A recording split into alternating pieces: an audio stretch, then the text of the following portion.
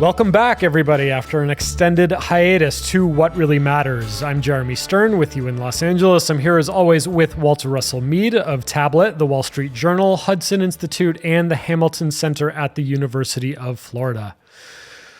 Walter, it's been since just before Christmas that we did our last episode. I was expecting to have a baby, which I did at the beginning of the year. I was not expecting to then evacuate our house from fires with 3 kids in tow shortly thereafter, or the various other complications that followed. So we do apologize to our beloved and devoted listeners who've been flooding us in the meantime with desperate pleas to start up the show again and cover the news. But I guess if it's any consolation to them, the good thing is that it's been quite a boring and uneventful start to the second Trump term, hasn't it? Well, Jeremy, first of all, let me say that you apologize to the listeners for not being on. In that list of woes, I didn't actually see any reason why I would not have been on the podcast, but I'm much too loyal to Jeremy to do it without my faithful companion. And that's good to be back. And I'm glad that both the kid is here and that the fires are gone. I think that was the best possible outcome for you. Anyway, yeah, not much has been going on. It's been kind of another one of those quiet, anticlimactic months in Washington. So we're just trying to sort of drum up some possible news of interest. I don't know. Jeremy, did you see anything we should be talking about? Well, speaking of which, let's try to find if there's anything worth talking about and get into this week's news. First story of the week. President Trump signed an executive order reinstating maximum pressure sanctions on Iran, and he also withdrew the United States from the UN Human Rights Council and cut funding to the UN Relief and Works Agency. All that news was dwarfed, however, by a proposal the president made in a Tuesday evening press conference with Israeli Prime Minister Benjamin Netanyahu. The United States, Trump said, intended to take over and assume a long-term ownership position in the Gaza Strip, relocate all of the 1.7 million people living there to, quote, areas where they can live a beautiful life, develop the territory into the Riviera of the Middle East, and resettle it with, quote, world people. Walter, we're back. News or phone news? Well, I am not actually looking ahead to the Gaza becoming the Riviera.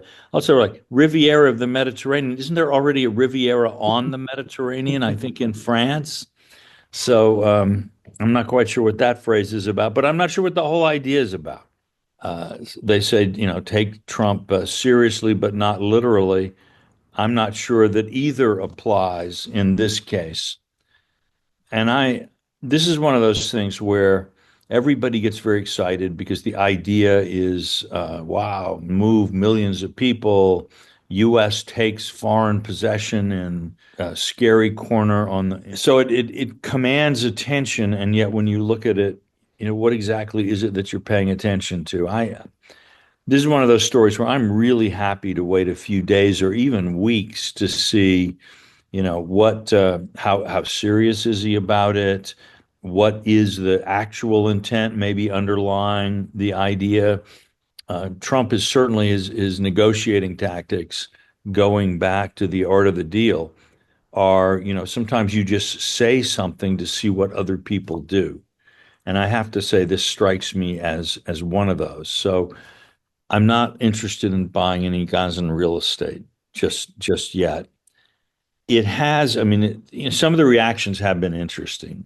One is that if you'd listen to what a lot of people were saying before the October 7 war began, you would be hearing a lot about, and including for me, that Gaza is really not a great place. Most of the people who live there are from somewhere else. They're refugees or descendants of refugees, that it really, it's an ecological catastrophe waiting to happen, that the salinization of the water table underneath Gaza is continuing.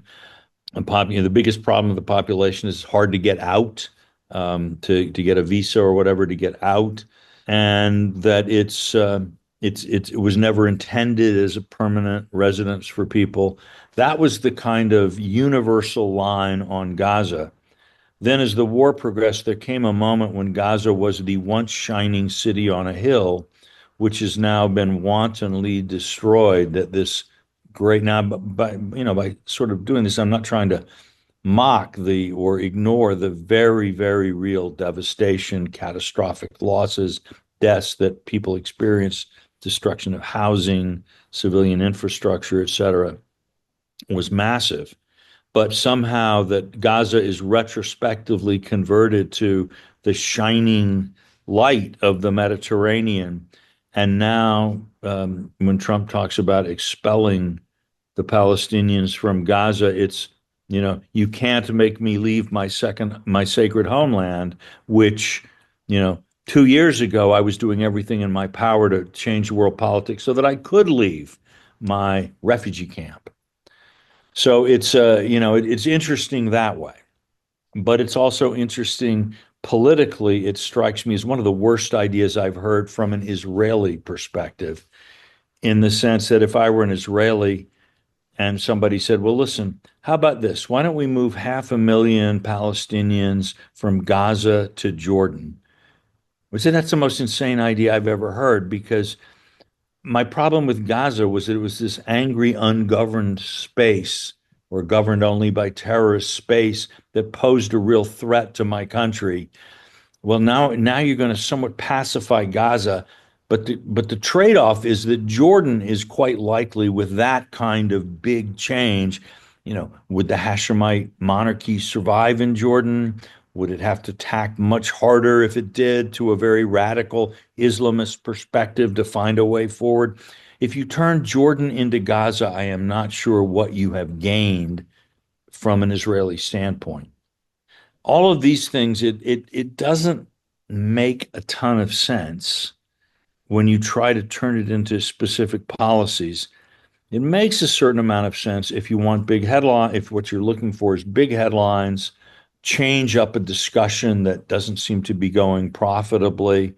But it is characteristically Trumpian in that the after effects, the blowback is intense. People don't know what to think, and they're angry and scared. And some of that anger and fright is now directed against Trump. I have to think that a lot of the realists and restrainers in the administration and in the Trump movement were a little surprised that Trump was even contemplating a permanent stationing of U.S. forces right in the middle of the Middle East. Is that really how we withdraw and reduce our international profile? I haven't actually read Senator Paul's statement on that. I'm sure it would be an interesting one to look at. One maybe interesting thing in the flurry of comments was the absence of any even acknowledgement of the PA, the Palestinian Authority, which governs the West Bank, in which the Biden administration had been talking about having a role in Gaza. Neither Trump nor Marco Rubio nor Steve Witkoff said anything about them. Do you think, insofar as there is maybe some there in the administration's Gaza comments, that the total marginalization of the PA in the Israeli-Palestinian conflict from the U.S. point of view is a real kind of American policy pivot from the previous 30 years that you'd expect? Asking which Palestinian faction do you favor to govern Gaza when your plan is to remove all Palestinians from Gaza and govern it yourself, I wouldn't try to draw a lot of implications out of that, because it does. What would be the role of the Palestinian Authority in an American-owned and foreigner-populated Gaza? It would be nil. Uh, as would the role of Hamas be, or is the role of the Popular Front for the Liberation of Palestine, blah, blah, blah, blah, blah. So I think it's, to the extent that there's a value to it at all, I think it lies in just saying to people, look, we've been thinking inside a box here for 100 years on this Middle East question, and none of it has really achieved the results that anybody was hoping for. Maybe we should try to reframe the conversation or think about approaches. And you throw this one in as an example that, just to shake things up a bit. And that's not unlikely to be the kind of thing that Donald Trump would have in mind. All right, our second story. The CIA offered buyouts to its entire workforce this week, according to the Wall Street Journal, in what officials said is a bid to bring the agency in line with President Trump's priorities, including targeting drug cartels. The CIA appeared to be the first intelligence agency to tell its employees that they can quit their jobs and receive about 8 months of pay and benefits as part of Trump's push to downsize the federal government. Quote, "There's no statutory authority that I can see for the president making this offer," said Senator Tim Kaine of Virginia, who represents tens of thousands of federal workers and claimed no constituents have told him they are taking the deal. Trump administration officials have said the offers are also meant to signal to those who oppose the president's agenda to find work elsewhere. Walter News or faux news? I mean, there's so many levels of faux news in that story that Senator Kaine hasn't heard from any of his constituents taking the buyout. Just personally, if I were to ever take a buyout from somewhere, I don't actually see which step in the paper, call senator and tell senator you're taking the buyout. I mean, this is absurd. But, shocking that he asked all CIA employees about the buyout. Well, what, would you only ask some CIA appointees, officers to take a buyout, and which some? I mean, you'd feel fairly targeted if you're the only person in your office that gets the buyout. And generally, I think even in newspapers, they offer this to a lot of different people. So the fact there's all CIA employees just strikes me as no. The kernel of news there is that they've offered CIA employees a buyout. Is that unusual? Or may not be have happened before, but is it weird, unusual? Say you're changing the mission. I'm not sure. We read that they want to do more on drug cartels. Does that mean they're going to do less on international terrorism? That seems like a very risky kind of decision to take. What exactly are they cutting back on? Are they cutting back at all? Do they think that with greater use of AI or other things that we could actually have fewer people? I think it's overstaffed in the beginning. I don't really know what's behind all this.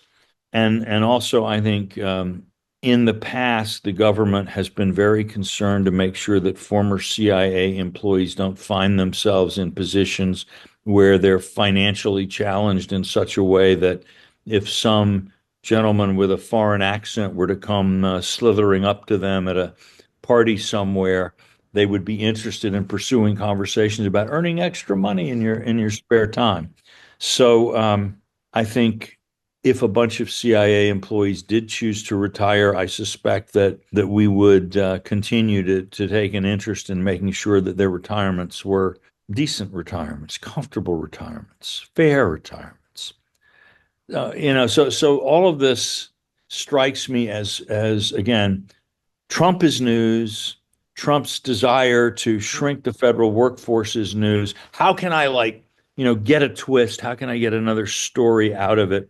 And that's on the Trump side as well as the Trump opponent critic side. They actually probably both enjoy having this be a story. For MAGA world, he's going after the deep state, the CIA. We're going to get all those Hillary clones that are in the CIA or whatever it is. Yeah, MAGA, MAGA, MAGA. And then on the Trump opponent side, oh my gosh, there's nothing sacred. The man is going after the CIA. Everybody likes this story. And they like it so much, they don't bother to think about how much of a story is it. So I would say let's try to, with magicians, they're always distracting you by a lot of stuff over here, so you don't see what's happening over here. Maybe we should start trying to think about the news a little bit in that way right now. One related follow-up, potentially related to what you just said at the end. What do you make of the administration's renewed focus on the Western Hemisphere? They mentioned targeting the cartels as part of this push to, fumigate the CIA. But I know you've thought and written about this broader renewed focus on Latin America. What do you make of it? Well, I think first of all, there's a really good case for doing it. What are two of the problems that a lot of ordinary Americans feel very strongly about? Borders that are out of control and imports of fentanyl. Have a friend who's going today, young friend who's going to the funeral of a young man just recently out of college, drug overdose or something. Who knows? But this is a problem that hits a lot of families across the country, and the rise of these drug cartels to the point where in parts of Mexico they've essentially replaced the government as the authority on the ground.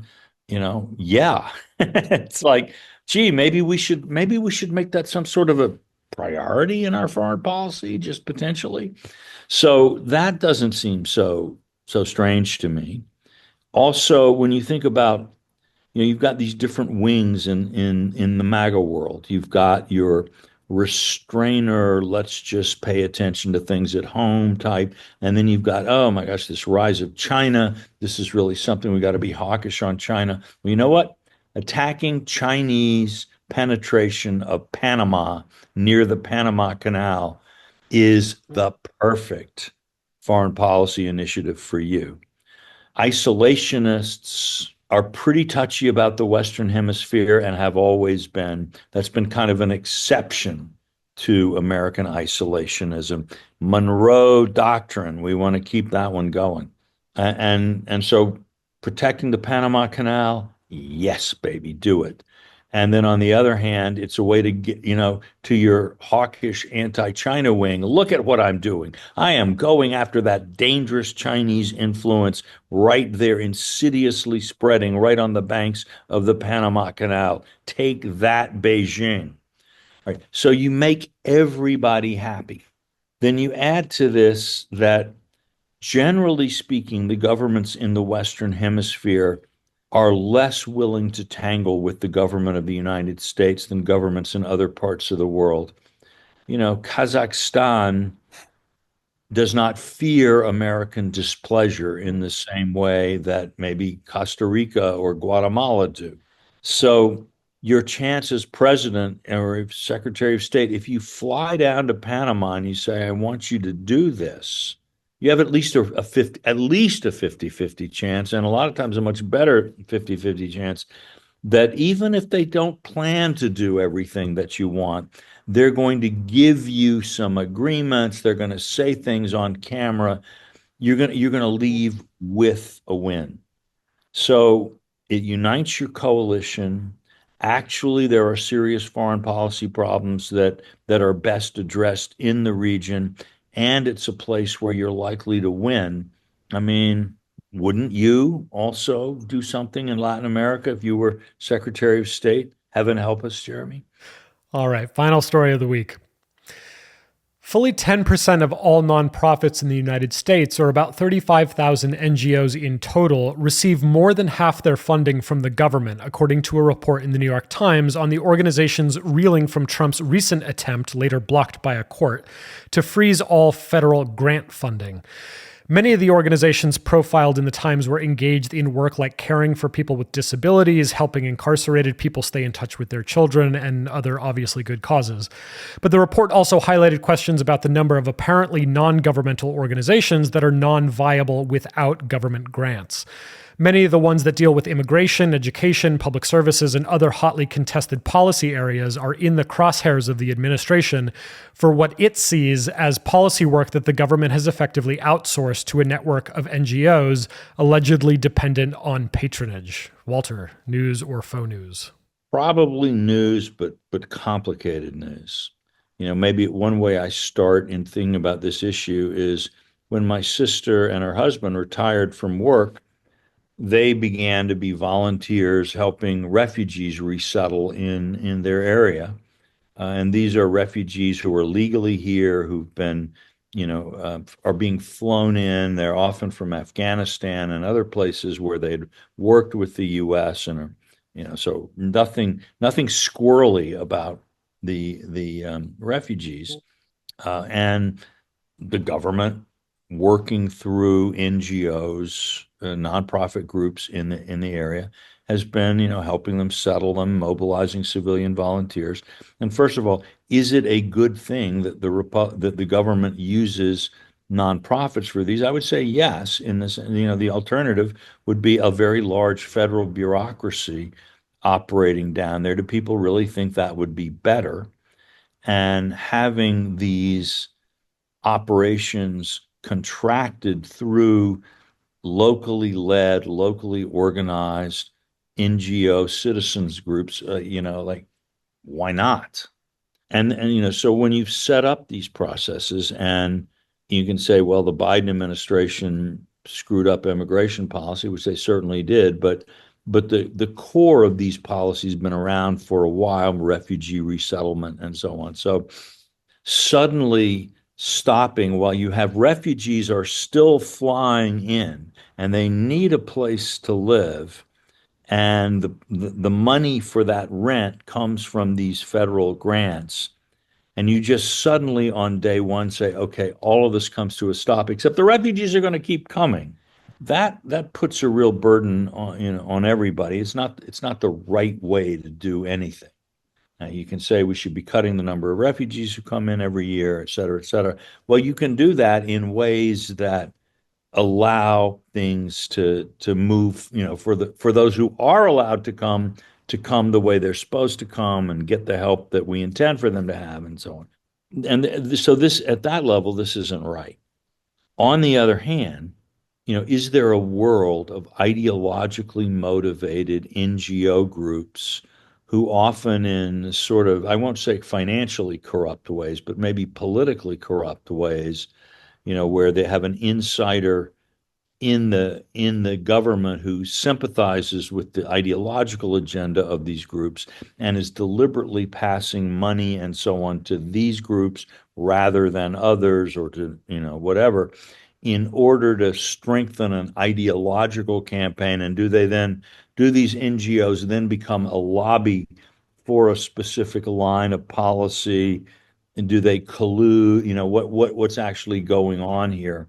I think we have seen the kind of development of networks inside some of these NGO universes, where, just to say, on some college campuses, the English department has stopped being an old school English department and started being a school of ideological indoctrination. Some of the same stuff happens in this NGO world. Just beyond that, I think generically, and here we may be getting to some of the stuff that's going on in USAID and so on, which is sort of the same thing often in the overseas context. Maybe we need a little bit more separation of church and state in this country. And what do I mean by that? I mean that things like refugee resettlement and USAID development programs and so on, a lot of those go back far enough in history, were conducted by missionary groups and charity groups. And they're gradually, and a lot of this happens in the Cold War as part of the anti-Soviet stuff. You begin to build these foreign aid bureaucracies. The government becomes, the sort of social worker of last or first resort, not only in the United States but internationally. And inevitably, that kind of development work gets you into ideological questions. Are your programs for maternal health going to be pro-abortion or against abortion? Are you going to be concerned about LGBTQ issues, or are you not going to be concerned about them, et cetera, et cetera, et cetera? And I think you've seen the rise of a culture in parts of this aid complex that are very ideologically driven in ways that don't necessarily resonate broadly politically at home. And that makes foreign aid itself politically vulnerable, as we are seeing. But also, foreign countries are not as fond of having Westerners with six-figure salaries giving them lectures on values as we would like to think they should be. And it's USAID saving people from a famine, providing eye care to villages that wouldn't otherwise see a doctor who can do sort of things. Yeah, that's great. That's popular, and it's a good thing to do. But consciousness raising groups, with a feminist or an LGBTQ agenda, that's more controversial. I'm not saying it's wrong necessarily, but it's really controversial. And if I lived in Tanzania or Uganda, I might well ask myself, and who elected these people? At what point did my country consent to be, having a foreign government come in and start, changing up our core ideas of who we are as a society and so on. So I think when the federal government gets itself into this development stuff, it finds itself on kind of a slippery slope.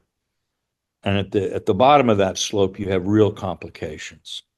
Now, I'm not a sort of Ayn Randian or libertarian purist who said you should never take a step on a slippery slope, but I think you should be really careful when you do. I don't think we've been careful. I think for a long time, again, it's partly because who goes to work for an entity like USAID? Well, people who really think all that stuff is the most important thing around and really want to make a contribution to it. And those folks often, particularly as they get in a professional bubble with themselves and their colleagues, they get really vested in a worldview that can be kind of far from the worldview of the average voter who thinks I'm voting for famine relief when I vote for foreign aid or whatever. So calling these kind of far-flung ideas of what the government should be doing, how American society should be interacting with other Americans, with other societies, is basically a good thing, something that needs to be done. G.K. Chesterton said that anything worth doing is worth doing badly. I'm not sure how badly you can do it and have it still be worth doing. So I'm not giving a kind of blanket endorsement to what's been going on. I think some mistakes are being made. But the issue is a real one. And at the end of the day, there's something imperialistic about thinking that you should be projecting not simply big values like democracy overseas, but you should be projecting, ideas about the relations between men and women, feminist ideas that are actually controversial in your society abroad, abortion being a great example. So what do? We'll make mistakes. We'll go both, sometimes we'll go too far in restraining ourselves. Sometimes we go too far in pushing. It's a tug of war. It's back and forth. I think for a while we've gone pretty far in one direction, and particularly among some of the embedded personnel in these groups. It needs to come back. There needs to be a recentering. I wish it were being done in a more sustainable way, but it isn't. All right, that does it for this week's news, but let's get a bit deeper into USAID and foreign assistance in the big conversation.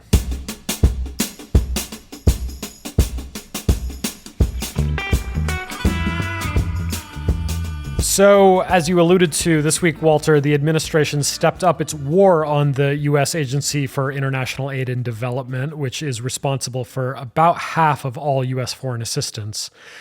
In his first week, Trump had signed an executive order for a 90-day pause on all new foreign aid programs. By the end of that week, Secretary of State Marco Rubio had ordered a freeze on all USAID funding, and by the following week, several dozen senior USAID officials had been placed on leave. Then, in a series of viral X posts, Elon Musk began rallying online supporters behind the wholesale destruction of the agency and citing several alleged instances of funding for absurd-sounding programs like the ones you alluded to in the previous segment, hundreds of thousands of dollars for LGBT operas in Ireland and so on.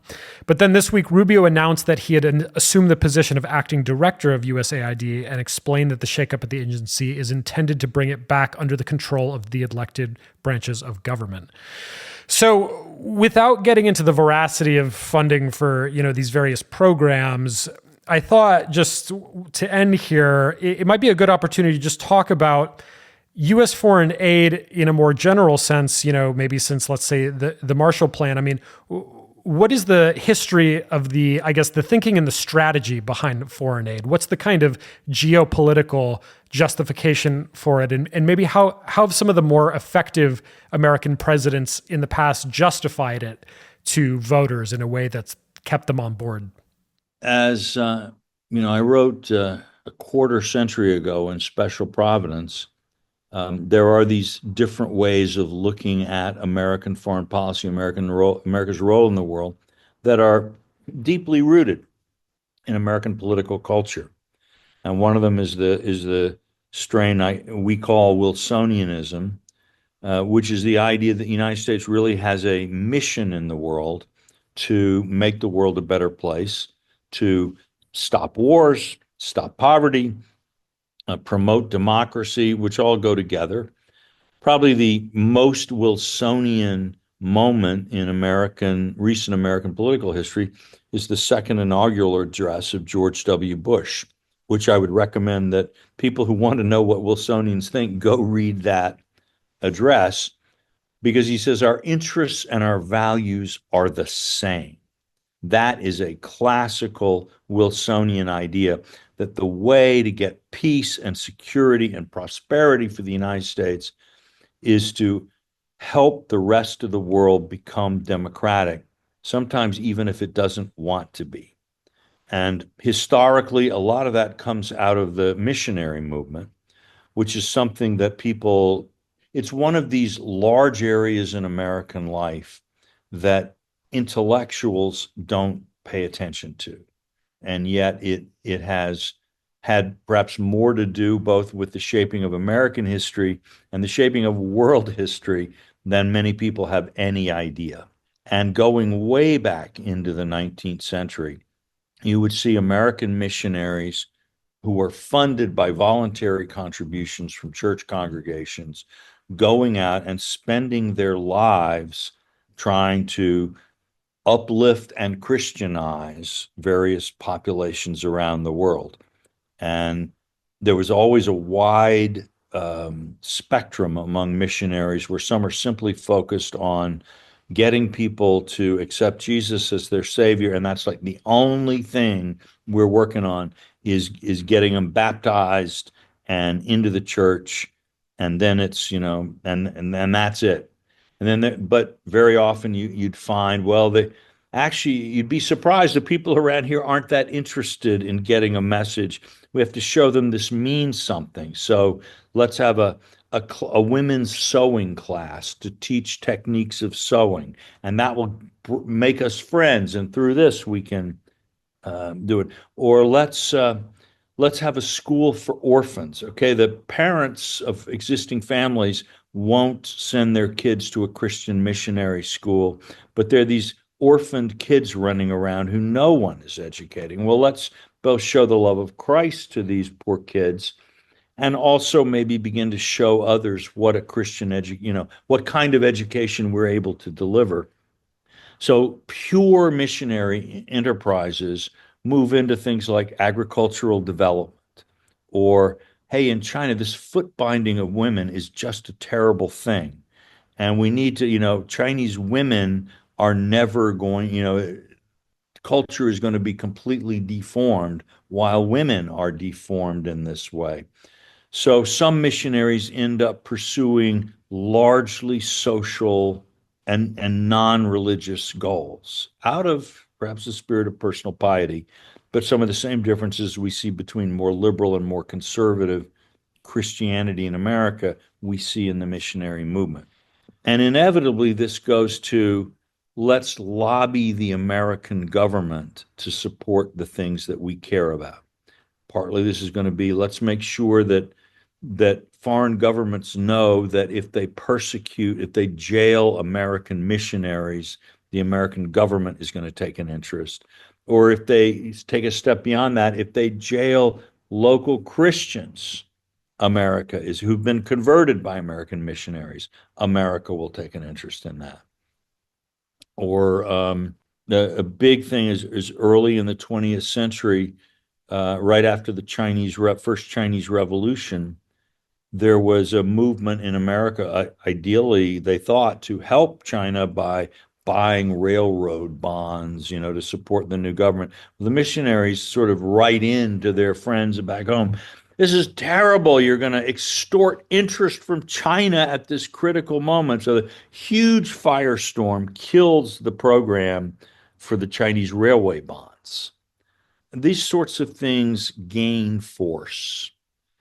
At the time of the Cold War, the start of the Cold War, they really hit the attention span of everybody. China had been the biggest area of activity for Christian missionaries by tens of thousands of Americans living in China for decades as missionaries, deeply engaged in the lives of the communities around them, though sometimes living in separate compounds at a much higher living standard, much as many NGO workers do today, if you've traveled around in some of these countries. But they were then, they were being physically driven out of China, losing what property they had, but also seeing their congregations being persecuted as dangerously subject to foreign influence, et cetera, et cetera, et cetera. And you had big protest movements in the same way in Eastern Europe as Stalin brought down repression on the churches. The American ethnic groups from that part of the world are hearing about their cardinals and their bishops back home in Poland and Hungary being persecuted and imprisoned. So there's this big sense of America needs to take a stand and make good things happen and stop bad things from happening around the world, which gets linked up very easily with the Cold War opposition to communism. And for presidents, it's a very useful thing. Communism is atheism, it's anti-religion, it's persecuting people. Let's, America, we get more support for the Cold War if we include these kinds of goals in it. Meanwhile, the Cold War is turning into kind of a contest at promoting development in decolonizing countries. And so, if think about the tug of war over whether Nasser was going to turn to the Soviet Union for projects like the Aswan Dam or the United States.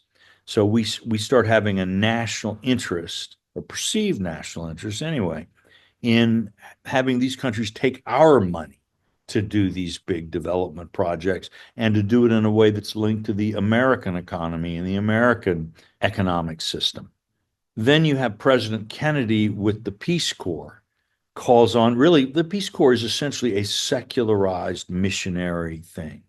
It's interesting, the first Catholic president opens the call for a completely secular missionary organization of volunteers, but supported by the state, that will do the development work, not the religious work, but all the development work and socio-political work that in the past had been done by many of these mission organizations, and continues, by the way, to this day in many countries, to be done in one way or another by missionary organizations.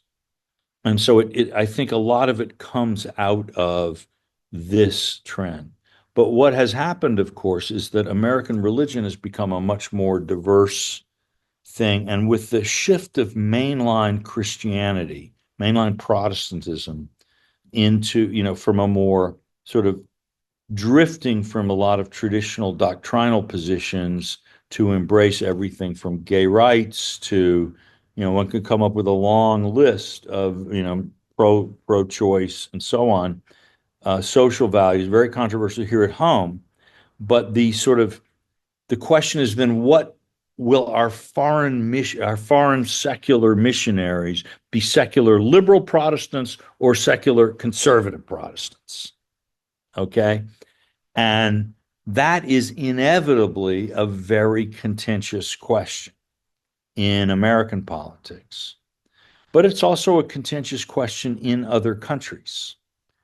And there is, I think, a growing sense when you have the USAID making financial contributions to NGOs in other countries whose agendas might be perceived as political, in the same way that either a pro-abortion group or an anti-abortion group would be perceived as political here in the United States. isn't this actually interference by a foreign country in the domestic affairs of your domestic affairs? It is easy. I hear a lot in India of people who, have very polarized ideas about what this kind of American aid does or doesn't do.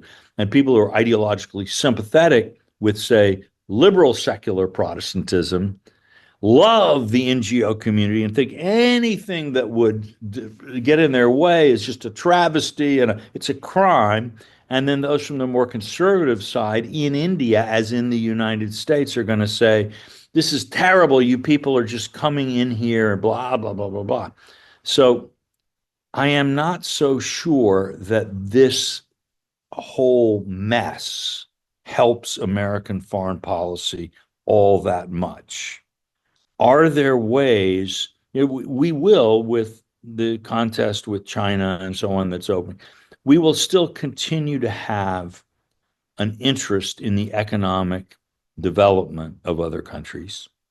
And given the fact that the Wilsonian political tradition in the United States is a real tradition that has real roots and that people actually care about, we will continue to have politicians in the United States, in Congress and elsewhere, who feel that it's part of their political mission to push for appropriation supporting this kind of activity. So the whole thing, regardless of what a Jeffersonian, anti-Wilsonian would think, the whole thing is going to stay to some degree, maybe pruned back from what it's grown into, but it's likely to be there.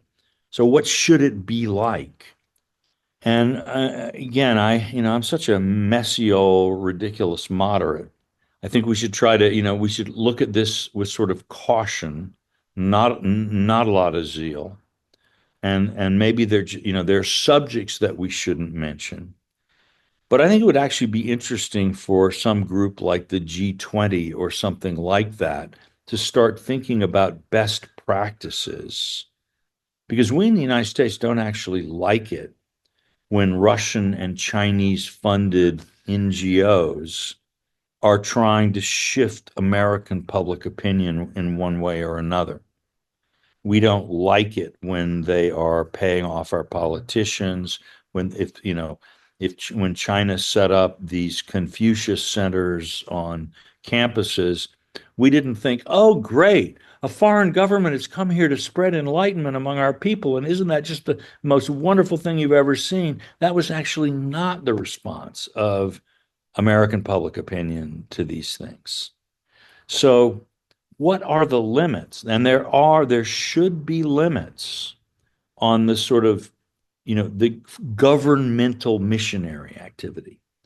And they should be understood and recognized. And there'll be a controversy, and some will say it should be this, some say it would be that, fine.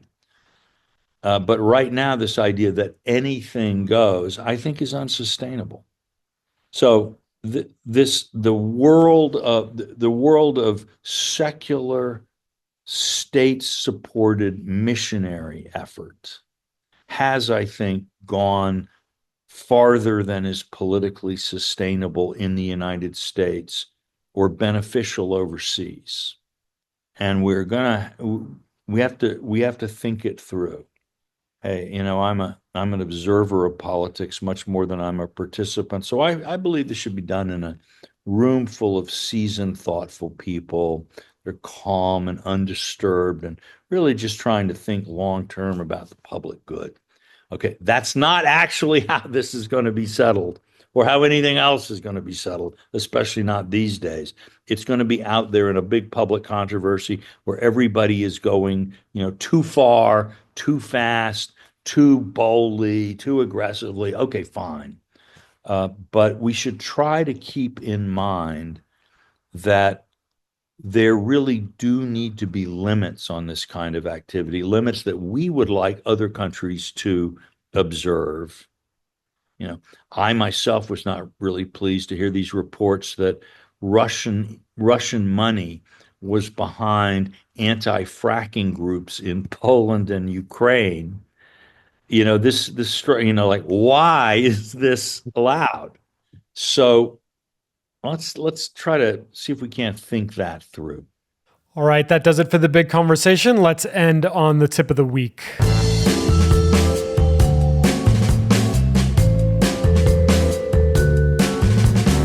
You were back at Davos relatively recently, Walter. You've been many times over the years. So for your tip of the week, tell us, does Davos still matter? Is it still worth going to?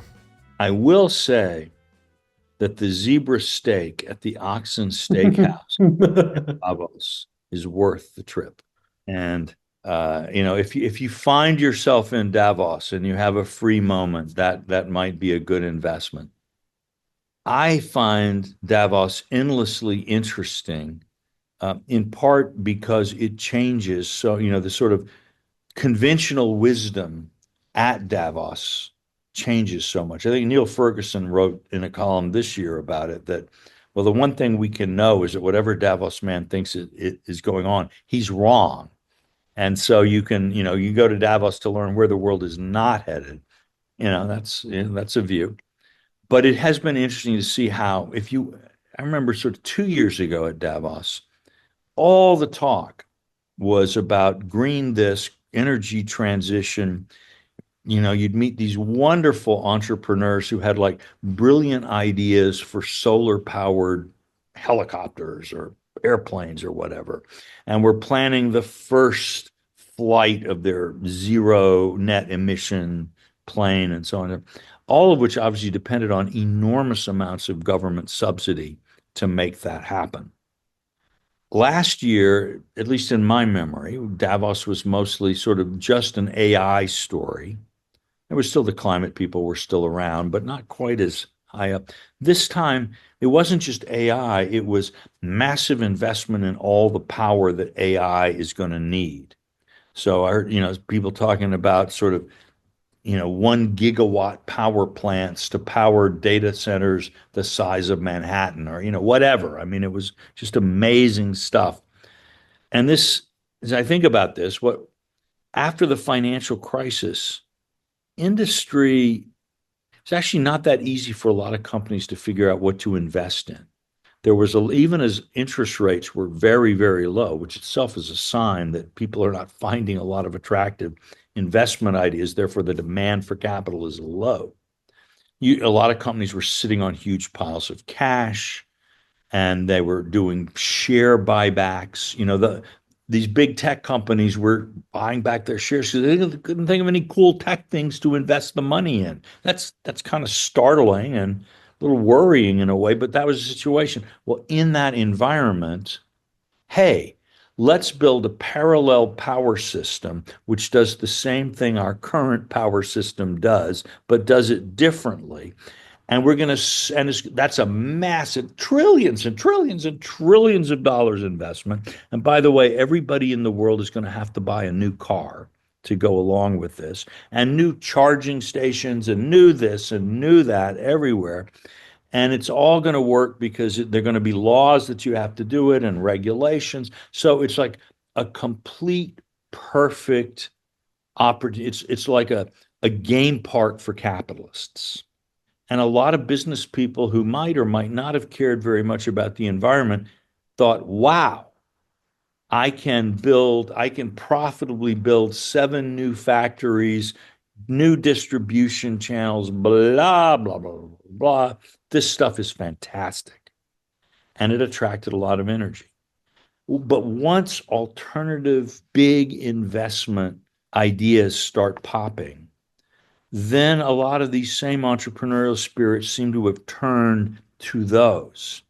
And that I found, that to me was very interesting. Now, I don't, then the Chinese 2 weeks later come up with this new kind of AI, which seems to require a lot less power to run. I don't know. I have no idea. So that Neil Ferguson may turn out, Ferguson's law may be vindicated by Chinese AI. But it nevertheless, it's a good illustration of how the conventional wisdom reflects changing underlying economic and technological realities. Most the people who really make money at Davos, they make money because it's a great place to go make a deal. All right, well, is that I'll let them decide that, whether it is or not. So far, they seem to keep coming back. But for people like me who are trying to talk to a lot of people from all over the world and get a sense of how they see the world and how that is shaping the decisions that they'll be making in the coming year, it's time well spent. All right, there you have it. Thanks to our producer, Noam Bloom. Thanks to Will Cummings at Hudson and my co-host, Walter Russell Mead. I'm Jeremy Stern. We'll see you next week. And until then, please go rate and review us. This helps other people find the show.